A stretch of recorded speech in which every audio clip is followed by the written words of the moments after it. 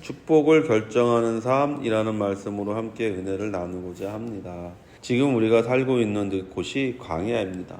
성경은 우리가 지금 살고 있는 것을 광야로 얘기하고 있습니다. 그러니까 광야에서는 어떻게 살아야 되냐?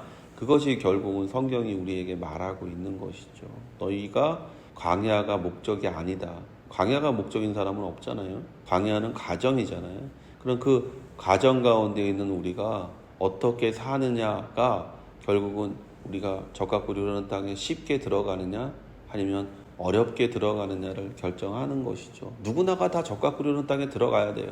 그런데 어떤 사람은 쉽게 빨리 들어가는 것이고 어떤 사람은 늦게, 때로는 그 적과 꿀이라는 땅 앞에서 좌절하고 무너지는 모습들을 우리가 보잖아요. 믿는다고 하지만 여전히 믿는 사람들 가운데서는 천국을 누리지도 못하고 천국이 무엇인지도 알지 못하면서 이 땅에서 마치 지옥과 같이 살고 있는 사람도 우리가 많이 보잖아요. 무엇이 우리의 삶을 그렇게 축복된 삶과 그 저주된 삶으로 우리를 나누고 있습니까? 첫 번째는 예수를 믿냐 믿지 않느냐에 따른 것이죠. 예수를 믿는 자에게는 천국이 예비되어져 있는 것이고 믿지 않는 자에게는 지옥이 예비되어져 있는 것이죠. 그리고 믿는 자들 사이에서도 우리가 분명히 믿음이 큰 자와 믿음이 작은 자가 있는 것을 우리가 성경을 통해서 보게 되는 것이죠. 믿음이 큰 자는 예수님이 이루셨던 모든 것들을 똑같이 행하는 사람이 되는 것이고 믿음이 작은 자들은 세상 사람과 똑같이 구별됨이 없이 두려운 일을 만나면 두려워하고 염려하는 일을 만나면 염려하고 그렇게 사는 것을 우리가 보게 되는 것이죠. 이 광야에서 우리가 어떻게 하나님을 나타내고 그리스도 예수의 삶을 본받아 살아가느냐가 우리 자신들의 축복의 양을 결정하는 거예요. 우리는 축복의 양을 결정하는데 그 축복의 양을 결정하는 것이 뭐냐? 두 가지죠. 하나는 뭐냐? 우리가 하나님을 어떻게 나타내고 있느냐. 두 번째는 뭐냐면 내가 누구를 지금 쫓아 살고 있느냐. 우리가 마귀의 음성을 쫓아 살고 있느냐 아니면 예수 그리스도의 말씀이신 성령을 쫓아 살고 있느냐에 따라서 우리 자신의 축복의 양이 결정되어진다는 것이죠. 우리는 다 누구나가 예수 안에서 축복을 누리죠. 죽으면 천국 가는 축복, 그거보다 큰 축복이 어디 있습니까? 그러나 우리가 이 땅을 살아가면서 누리는 축복에 대해서 얘기하는 거예요. 영혼이 잘 되고 범사에 잘 되고 강건한 축복을 누리는 사람이 있는 반면에 그렇지 않은 사람이 있는 것을 우리가 두 눈으로 목도하잖아요. 그 차이가 뭐냐? 많은 부분에 있어서 그 차이가 뭐냐? 우리가 하나님을 어떻게 나타내고 있느냐? 그리고 우리가 누구의 말에 귀 기울이고 있느냐라는 것을 우리가 보면 알 수가 있는 것이죠. 마가복음 10장 29절에서 30절에 예수께서 이르시되 내가 진실로 너희에게 이르노니 나와 복음을 위하여 집이나 형제나 자매나 어머니나 아버지나 자식이나 전토를 벌인 자는 현세에 있어 집과 형제와 자매와 어머니와 자식과 전토를 100배나 받되 박해를 겸하여 받고 내세의 영생을 받지 못할 자가 없느니라. 현세에 100배 받는 방법이 뭐냐? 네가 예수 그리스도를 위해서 무엇을 했느냐? 네가 믿으면서 무엇을 하며 살았느냐라는 것을 묻는 것이죠. 네가 나를 위해서 박해 받았어? 너가 나를 위해서 멸시와 조롱을 받았어? 라고 예수님께서 그 제자들에게 얘기하는 거예요. 그리고 그것을 경험한 사람들은 그것을 겪고 있는 사람에게는 현세에서 100배나 되는 복을 주고 그리고 겸하여 내세에서 영생을 받지 못하는 것이 없다라고 예수님께서 말씀하시는 것을 우리가 보게 되는 것이죠. 성도 여러분, 구원을 결정하는 것이 아니에요. 여기서 말하는 건 너희가 구원 받고 안 받고 얘기하는 것이 아니라는 거예요. 이미 구원 받은 자들에게 예수님께서 말씀하셨어요. 축복을 결정하는 것입니다. 구원과 상관없이 구원받은 사람이 어떻게 축복을 결정하느냐를 지금 예수님께서 얘기하고 있는 거예요. 너희가 축복을 얼마나 받을 수 있느냐, 그것을 예수님께서 지금 얘기하고 있는 것이죠. 오늘 읽은 본문을 자세히 읽어보십시오. 출애굽한 이스라엘 민족이 홍해를 지났습니다. 오늘 성경은 그것이 세례를 받은 것을 상징한다고 기록하고 있습니다.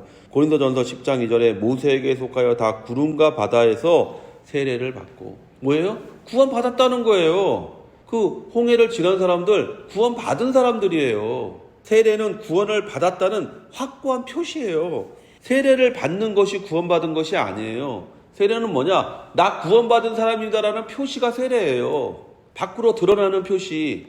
그래서 세례를 몰래 하는 게 아니라 모든 사람들이 보는 곳에서 하는 이유가 바로 그거잖아요. 나 이제 세례 받은 사람이에요. 나 이제 구원을 확증하는 사람이에요 라고 말하는 거예요. 구원은 이미 받았어요. 이미 이스라엘 민족은 유월절 어린 양을 통해 구원을 받았어요, 여러분. 6월절날 하나님께서 말씀하셨어요. 그 어린 양을 바르는 자는 구원을 받을 거다. 그들은 구원을 받았어요. 근데 구원을 받은 증거가 뭐냐? 세례죠. 그 세례의 뜻이 뭐예요? 세상에서 나온 사람들, 이런 뜻이잖아요. 홍해를 지났다는 말은 뭡니까? 애굽을 벗어났다는 거잖아요. 여러분이 세상을 벗어났다는 증거가 세례를 받았다는 거예요. 근데 여러분이 만약에 아직도 세상에 연연하고 있다면 여러분의 세례는 불완전한 것이죠. 완전한 세례가 되려면 여러분이 세상에서 벗어나야 돼요. 어떻게요?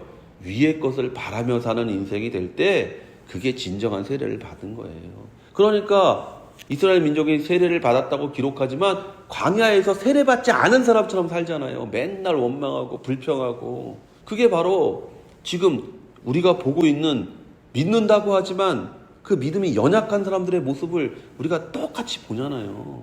성경은요, 똑같아요. 믿는 사람들은. 구원은 객관적인 것과 주관적인 것이 있습니다. 객관적인 것은 내가 구원받은 것을 느끼지 못해요. 예수 믿으면 구원받는다는데 나는 구원받은 느낌이 없는데요?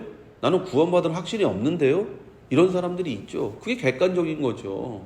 주관적인 것은 내가 구원받았다는 것을 느끼는 거예요. 그러니까 우리가 교회 안에서 두 종류의 사람을 보잖아요. 한 사람은 구원받았는지 안 받았는지 잘 모르겠어 라고 말하는 사람, 혹은 내가 착하게 살아야 구원받지 라고 말하는, 자기가 구원받았는데도 구원받았는지를 모르는 사람이 있고, 둘째는 확실하게 구원받았다고 믿는 사람이 있잖아요. 나 구원받았습니다. 나 확실하게 구원받았습니다. 구원에 확신이 있는 사람이 있잖아요.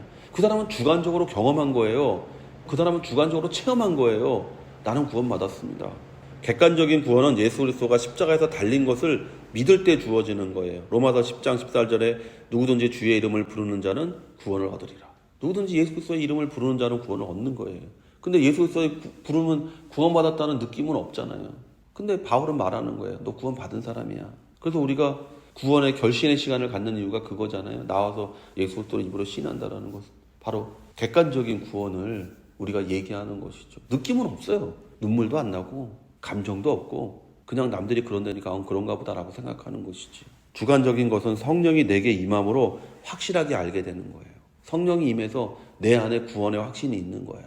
그래서 회개의 눈물이 터지기도 하고, 자기의 더러운 면을 보기도 하고, 또 하나님의 영광된 모습을 보기도 하고, 십자가를 볼 때 마음에 감동이 오기도 하고. 그래서 그 찬송도 있잖아요. 십자가 내가 처음 볼 때에 나의 마음이, 내 마음에 그런 것들이 느껴진다고 찬송하는 찬송도 있잖아요. 그게 바로 주관적인 것이죠. 성령이 임할 때 우리가 바로 구원의 확신을 갖게 되는 것이죠. 나는 구원받은 사람이다. 누가 뭐래도 나는 구원받은 사람이다. 그러므로 우리는 출애굽하는 이스라엘 민족이 구원을 받았다고 확실하게 이야기할 수 있습니다. 그런데 성경은 하나님이 그들 다수를 기뻐하지 않았다고 기록하고 있습니다. 구원을 받았지만 하나님의 기뻐하신 가운데 들어가지 못하는 사람들이 있습니다. 그들은 구원받은 것으로 만족하고 마땅히 구원받은 사람이 누려야 할 축복을 누리지 못하는 사람들입니다.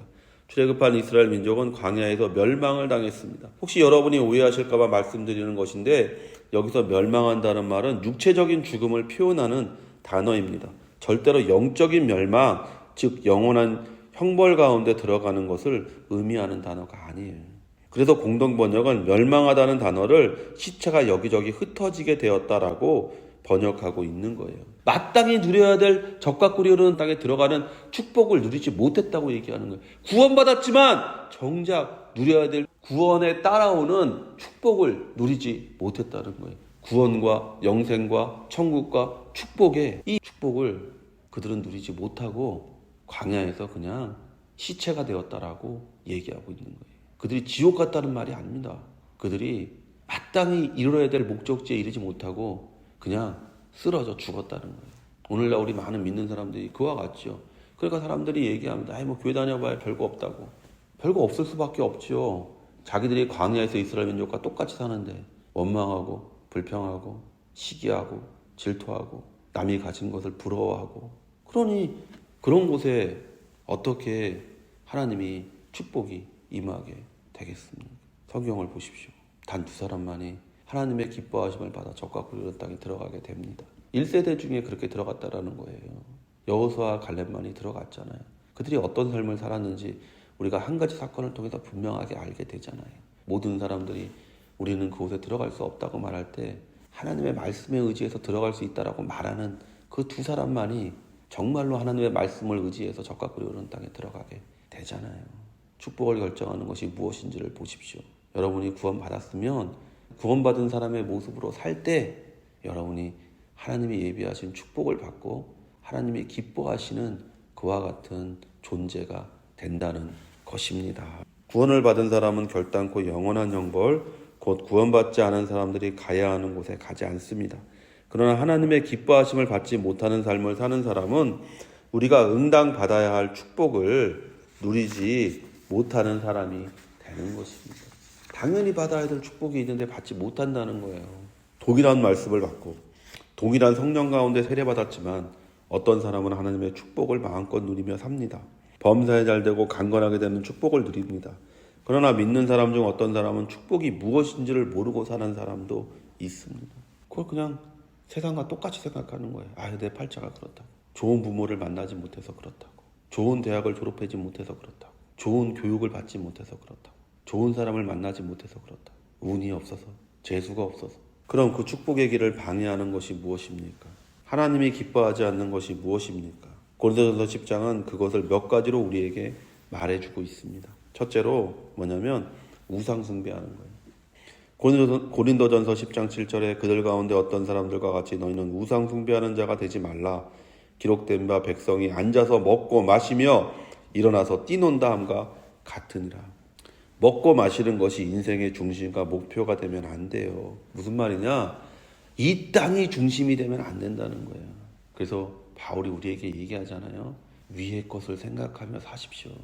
우리의 모토는요, 위의 것을 생각하며 사는 사람, 하늘을 보며 사는 사람. 즉 뭐냐? 하늘에서부터 전해져 오는 말씀, 하나님의 말씀을 중심으로 사는 사람이 될 때 우리가 진정으로 축복받는 사람이 된다는 것이죠. 둘째로 음행하는 것입니다. 고린도전서 10장 8절에 그들 중에 어떤 사람들이 음행하다가 하루에 23,000명이 죽었나니 우리는 그들과 같이 음행하지 말자. 세상을 사랑하는 것이 곧 음행하는 것이라고 야고보가 우리에게 말합니다. 세상의 지식, 세상의 상식, 세상이 요구하는 것, 그것을 따라 사는 것이 아니라 그것에 반대에 서서 하나님의 말씀대로 살아가는 사람이 될 때만 여러분은 진정한 축복의 사람이 되는 줄로 믿습니다. 셋째로는요, 하나님을 시험하는 것입니다. 고린도서 10장 9절에 그들 가운데 어떤 사람들이 주를 시험하다가 뱀에게 멸망하였나니 우리는 그들과 같이 시험하지 말자. 그러니까 하나님의 말씀을 철저하게 그냥 순종하며 살면 돼요. 하나님의 말씀을 의심하거나 자신의 마음대로 사용하지 말라는 얘기예요. 하나님의 말씀을 자기 이익을 위해서 사용하면 안 돼요. 넷째로 원망하는 것입니다. 고린도서 10장 10절에 그들 가운데 어떤 사람들이 원망하다가 멸망시키는 자에게 멸망하였나니 너희는 그들과 같이 원망하지 말라. 주어진 것에 불평하는 삶을 사는 자에게는 축복이 있을 수가 없는 거예요.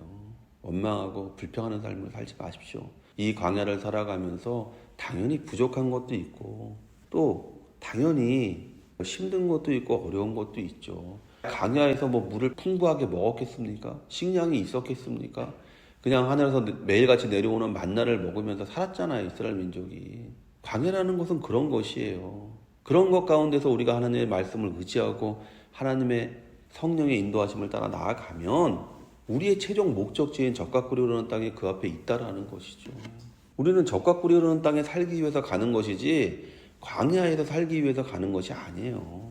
그러니까 현재를 보지 말고 항상 믿는 자처럼 소망을 가지고 사는 거예요. 소망. 내 앞에 젖과 꿀이 흐르는 땅이 있다. 하나님이 나를 위해서 예비하신 좋은 것이 있다. 사람의 눈으로도 생각으로도 할 수 없는 너무나 기가 막히게 좋은 것들이 우리 앞에 있다라는 이 소망을 가지고 하루하루 감사하고 찬양하고 마음 가운데 원망과 불평이 생길 때마다 무릎 꿇고 기도하며 나아갈 때 우리가 축복을 체험하는 복된 인생이 되는 줄로 믿습니다. 고린도전서에는 이 네 가지를 얘기하고 있습니다. 이 네 가지가 우리 앞에 있는 장애물인 것이죠. 우리가 이 네 가지를 뛰어넘을 때 그 끝에 무엇이 있냐? 축복이 있다라고 얘기하게 되는 것이죠. 그러므로 성도 여러분, 구원받은 사람으로서 예수님과 같이 광야에서 승리하고 마침내 가나안에 들어간 여호수아와 갈렙과 같은 믿음과 순종과 소망으로 이 땅에서도 큰 축복을 누리고 하나님의 사랑을 받고 기뻐하심을 받는 성도가 되시기를 예수의 이름으로 축원을 드립니다.